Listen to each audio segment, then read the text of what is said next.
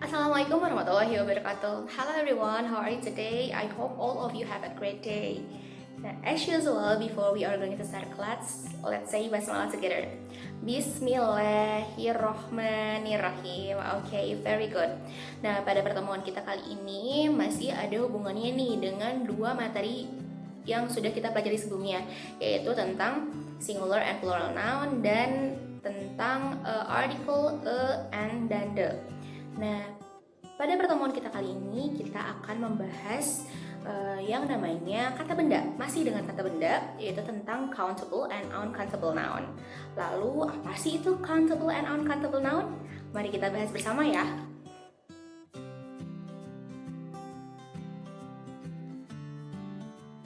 Countable noun adalah kata benda yang dapat dihitung. Jadi sejumlah bendanya itu bisa kita hitung. Dan countable noun ini memiliki bentuk singular and plural gitu. Jadi bendanya bisa satu atau lebih dari satu atau jamak. Nah, masih ingat bagaimana cara membedakan bentuk singular and plural noun? Ya, betul. Dengan menambahkan artikel e atau en jika bendanya ada satu dan menambahkan akhiran s, is, vis, iis, dan lain-lain jika bendanya itu jamak atau lebih dari satu. Nah, berikut ada contoh mengenai countable noun yang berbentuk singular, yaitu a cat, an apple, a bottle, a book, an umbrella, dan lain-lain. Nah, untuk mengetahui countable noun yang berbentuk plural, ada dua cara nih. Yang pertama yaitu saat tidak tahu jumlah pasti nounnya, dan yang kedua adalah saat tahu jumlah pasti nounnya. Nah, jika kalian tidak tahu nih jumlah pasti nounnya ada berapa, kalian tinggal memakai bantuan dari quantifier. Untuk quantifier yang digunakan sebelum nounnya itu adalah several, a few, many, dan some. For example, ada I have some strawberries in the fridge, atau saya punya beberapa buah strawberry di kulkas. Kenapa menjadi strawberries? Karena bisa dihitung, maka diganti huruf Y-nya menjadi IIS menjadi strawberries. Kemudian kita tambahkan some sebelumnya karena kita nggak tahu pasti nih ada berapa sih jumlah strawberry yang ada di dalam kulkas.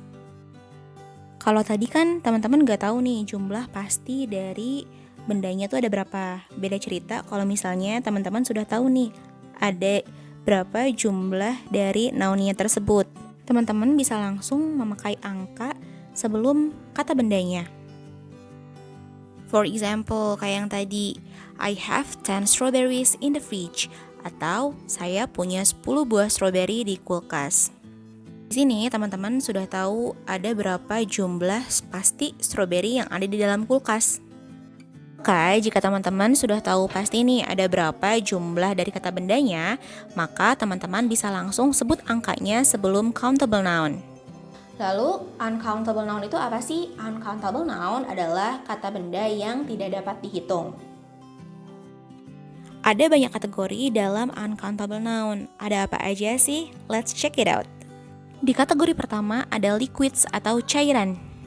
Contohnya ada water, milk, coffee, tea, syrup, and sauce. Lalu di kategori kedua ada food atau makanan. Contohnya ada fruit, rice, flour, bread, sugar, and salt. Oh iya, kenapa buah-buahan termasuk ke dalam uncountable noun? Karena kata buah atau fruitnya itu nggak bisa jadi fruits, tapi kalau buahnya itu sendiri seperti apple, orange, mango, itu bisa dihitung.